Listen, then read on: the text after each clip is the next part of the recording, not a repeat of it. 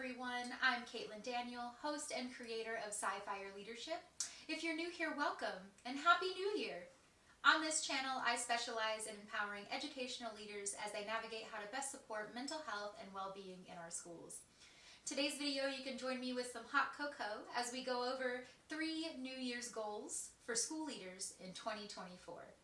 Let's get started. Our first goal of the new year is to reevaluate our boundaries. Now, coming back from winter break is a great time to do this, especially if you've been struggling lately.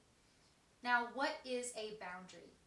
A boundary is often defined as the physical and emotional limits that we place on certain behaviors, and it serves to support our needs, health, and overall well-being.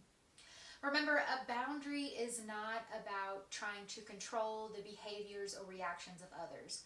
Rather, healthy boundary setting focuses on communicating to others what behaviors we are or are not going to tolerate.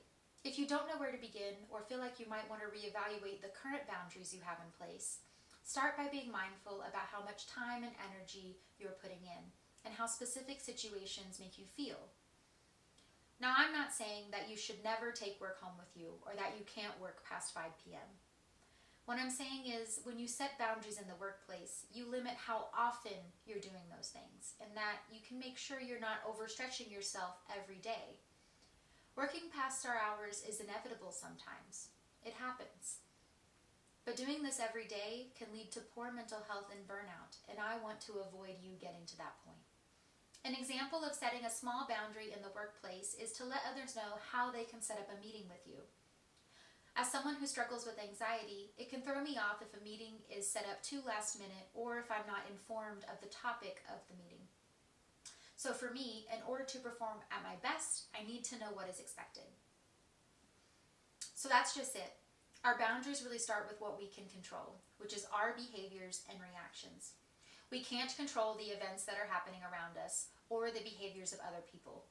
Just like we can't control when someone gets upset or reacts to the boundaries that we're trying to implement.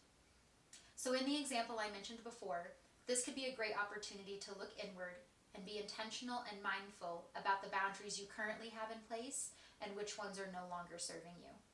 After I recognized that meetings scheduled at the last minute increased the stress and anxiety I felt at work, I practiced implementing a boundary where I needed at least 24 hours notice before a meeting, and I would need access to the topic beforehand. Then came the hard part, which was practicing communicating that boundary to others. So one of your goals for 2024 might be to explore internally and recognize what you need to support your own mental health in the workplace. Doing this helps us reevaluate our priorities, our needs, and shapes what boundaries we can incorporate into our practice. Goal number 2 is to identify the joy. This is often the time of year that teachers, support staff, and leaders start contemplating whether or not they're going to come back next year. Education has so many issues around teacher and leader retention. Individuals tend to spend on average 5 years or less in these positions, which really highlights this lack of stability and stress that you all endure.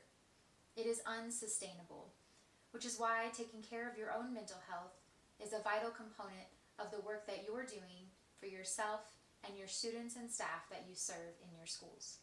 And if you find yourself starting to contemplate whether or not you're going to come back next year, you'll find that it might be hard to remember your why or to remember what you really enjoy about working in education.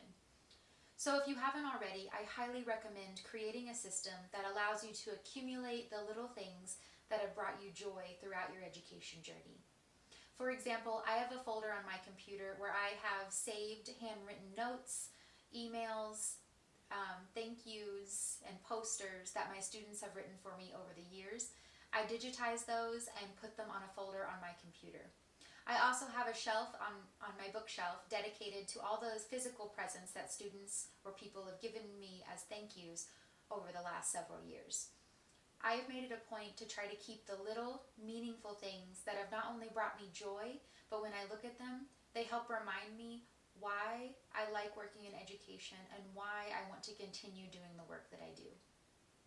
And when I'm having a tough day, I look at these items, smile, and I'm reminded of my why. This process helps to keep me grounded. So if you haven't already, think about whether it's a physical box, a bookshelf, or a folder on your computer. Think about a system that you can use to accumulate and compile your joyful moments. That way, when you're having a tough day, you can go to it, enjoy, and realize the impact that you've made. And finally, our last goal of 2024 is to practice showing ourselves compassion and grace. Now, as leaders, we often try to give this to other people, or we try to practice giving it as best we can. But often we can struggle giving it to ourselves because we are our own harshest critics. So, in order to start practicing giving yourself compassion and grace, it's time to look inward and focus on our self-talk. Research has shown that self-talk is very powerful. It takes place when we talk about ourselves with others, while journaling, or inside our minds. Self-talk can be both positive and negative.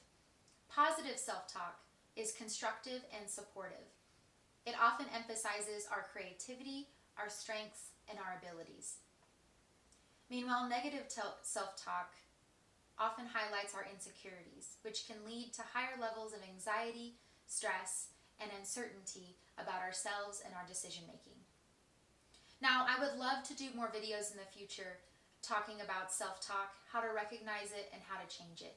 If that's a topic that interests you, please let me know in the comments down below. In short, the words you use to talk to and about yourself matter.